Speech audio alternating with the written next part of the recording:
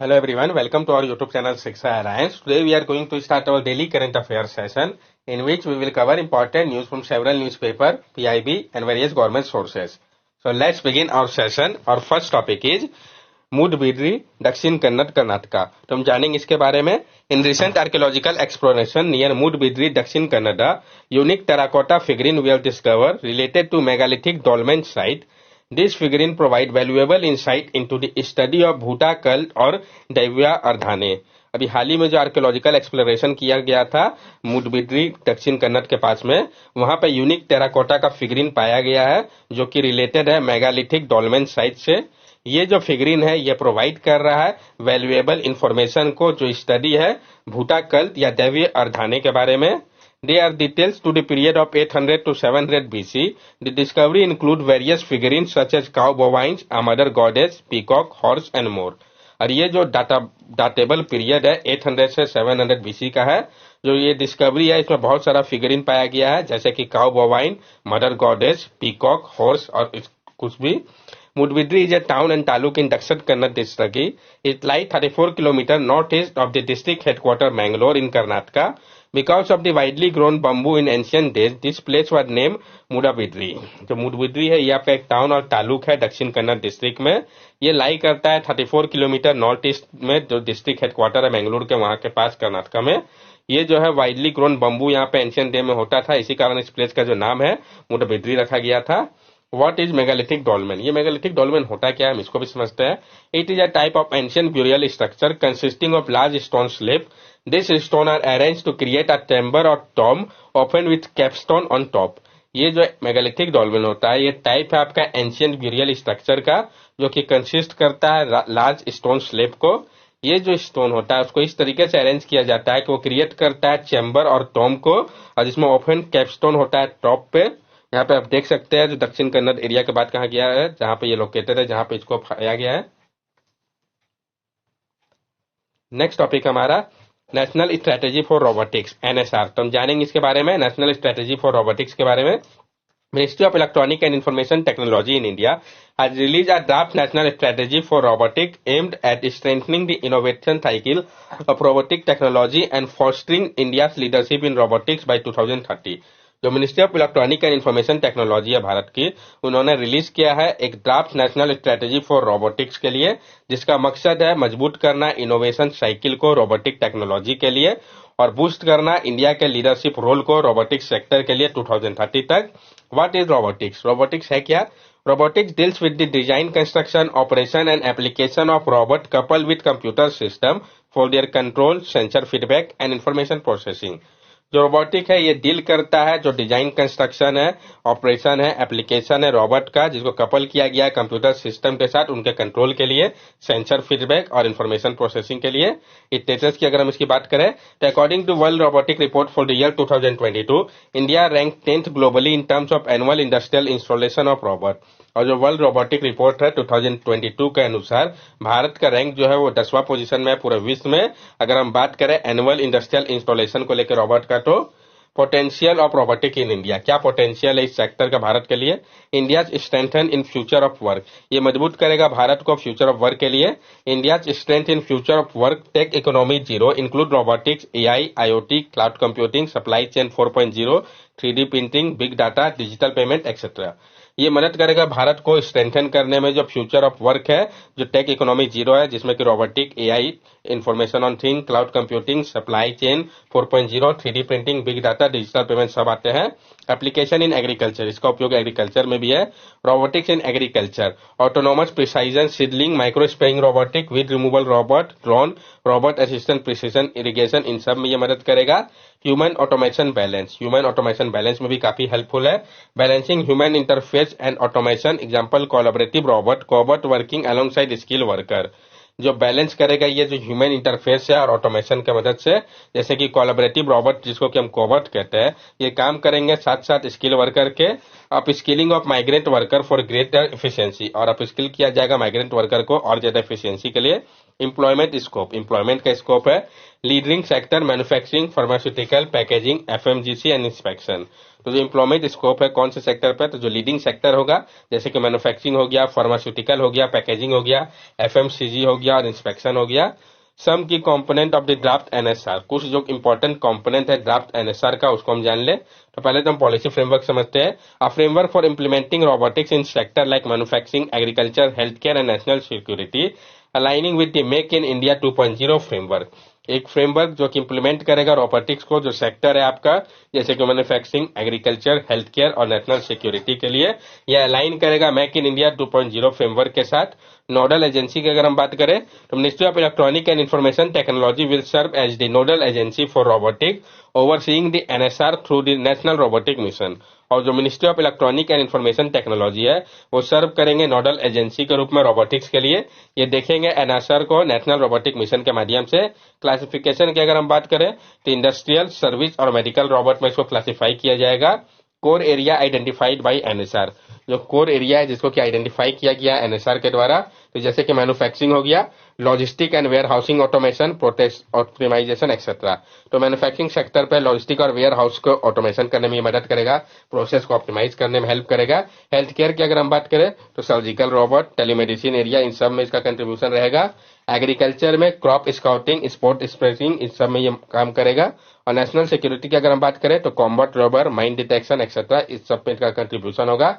अगर हम इंटरवेंशन की बात करें तो physical and non physical intervention by the NRM to support innovation in robotics including funding mechanism for startup and export promotion.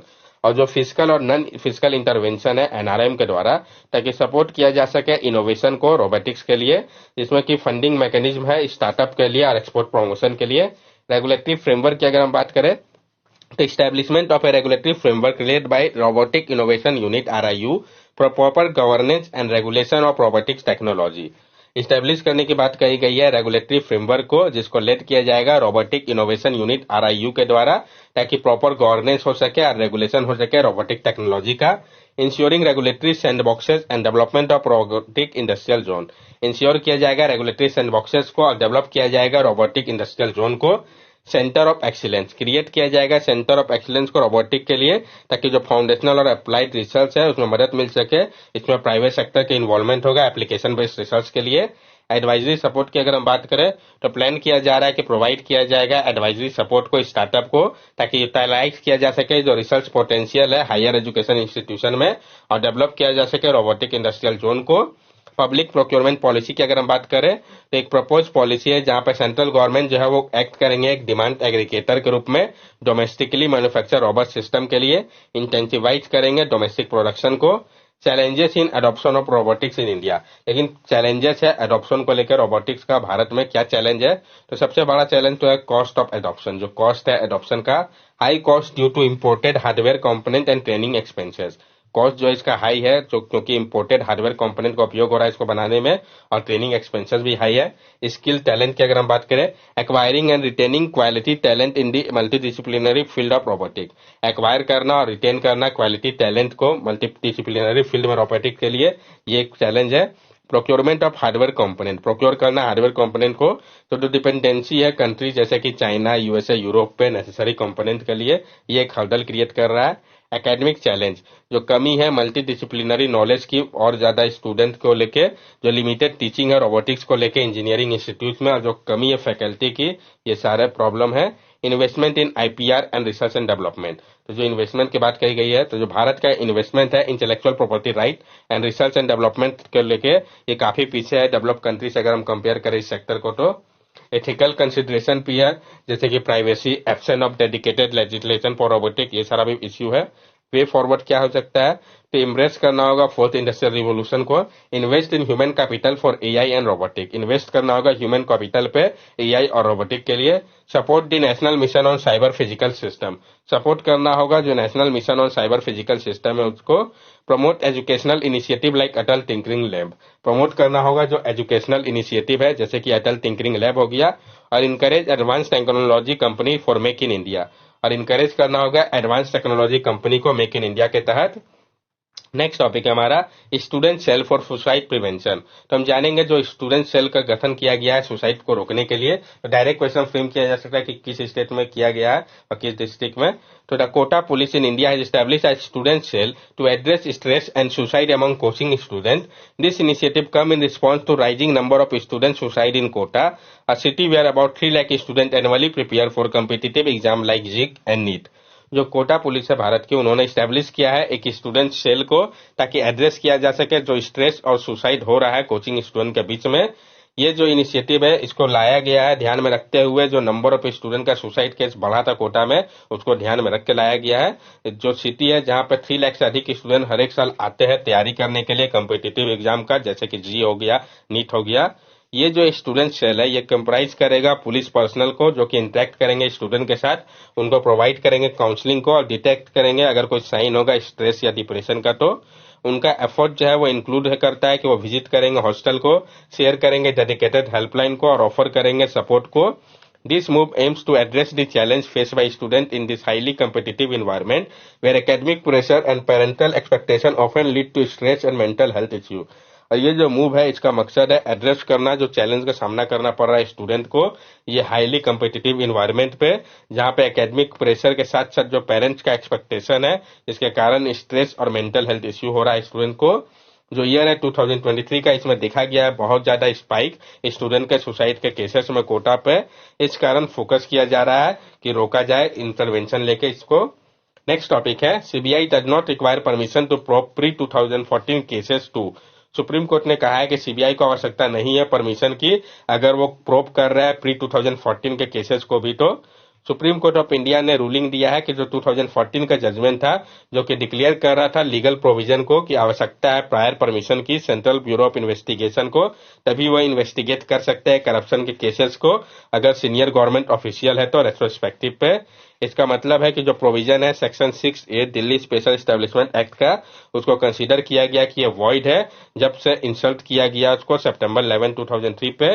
CBI का जो पावर है उसको ड्राइव किया जाता है Delhi special police establishment act के माध्यम से। कोर्ट ने कहा है कि जो सेक्शन 6A है ये वायलेट करता है फंडामेंटल राइट को, और एक बार जो लॉ है जिसको डिक्लेयर कर दिया गया अनकॉन्स्टिट्यूशनल तो ये वॉइड हो जाता है इंसेप्शन से। Consequently, senior government official involved in corruption cases before the 2014 judgment can no longer seek protection through prior approval for investigation. इस कारण जो सीनियर गवर्नमेंट ऑफिशियल है जो कि इन्वॉल्व थे करप्शन के केसेस में 2014 के जजमेंट के पहले, उनको अब कोई प्रोटेक्शन नहीं मिलेगा, अप्रूवल लेने की आवश्यकता नहीं होगी इन्वेस्टिगेशन के लिए। लेकिन नोट करने वाली बात है कि आर्टिकल 20 क्लॉज 1 जो है जो बियर करता है जो कॉन्टेक्स्ट है डिक्लेरेशन को लेकर सेक्शन 6A का अनकॉन्स्टिट्यूशनल, वो 20 क्लॉज 1 नहीं बार करता है रेट्रोस्पेक्टिव एप्लीकेशन को जो प्रोसीड्यूरल चैलेंजेस है क्रिमिनल ट्रायल को लेकर, तो ये इसके अंदर एक एक्सेप्शन हो गया। नेक्स्ट टॉपिक है हमारा स्ट्रेटेजिक पार्टनरशिप काउंसिल। तो हम जानेंगे स्ट्रेटेजिक पार्टनरशिप काउंसिल के बारे में। Prime minister Narendra Modi and Saudi Arabia crown prince Mohammed bin Salman recently chair the first meeting of the India Saudi Arabia strategic partnership council. अभी हाल ही में जो पहला मीटिंग हुआ था इंडिया सऊदी अरेबिया का स्ट्रेटेजिक पार्टनरशिप काउंसिल का, इसको prime minister Narendra Modi and Saudi Arabia के crown prince Mohammed bin Salman के द्वारा किया गया था। स्ट्रेटेजिक पार्टनरशिप काउंसिल के बारे में हम जान ले।